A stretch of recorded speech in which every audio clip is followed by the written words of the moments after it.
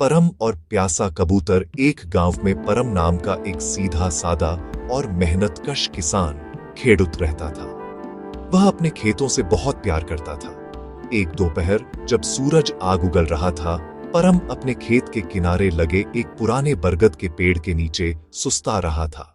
कबूतर की मुश्किल तभी उसकी नजर एक सफेद कबूतर पर पड़ी जो जमीन पर तड़प रहा था। गर्मी और प्यास की वजह से कबूतर उड़ने की हिम्मत खो चुका था। उसकी चोंच खुली थी और वह बेहाल था। परम को उस नन्हे पक्षी पर बहुत दया आई। वह तुरंत उठा और अपनी पानी की सुराही से थोड़ा सा पानी अपनी हथेली में लिया। उसने बड़े प्यार से कबूतर की चोंच के पास हाथ रखा। धीरे धीरे कबूतर ने पानी पिया और थोड़ी देर बाद वह फिर से पंख फड़फड़ाने लगा। कबूतर ने किसान की तरफ अपनी गर्दन झुकाई जैसे वह शुक्रिया कह रहा हो और आसमान में उड़ गया। मुसीबत का समय कुछ हफ्तों बाद परम अपने खेत में काम कर रहा था। वह काम में इतना मग्न था कि उसने पास की झाड़ियों में छिपे एक शिकारी को नहीं देखा।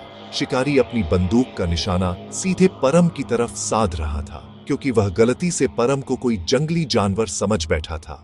वह सफेद कबूतर जिसे परम ने बचाया था, पास के ही पेड़ पर बैठा यह सब देख रहा था। उसे एहसास हुआ कि उसके रक्षक की जान खतरे में है।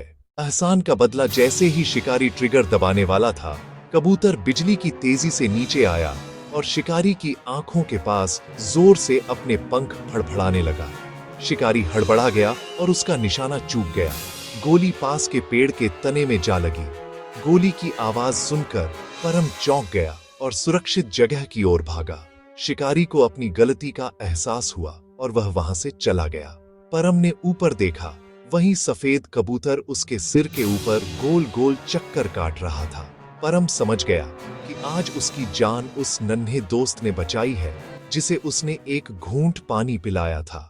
भलाई का फल हमेशा मिलता है।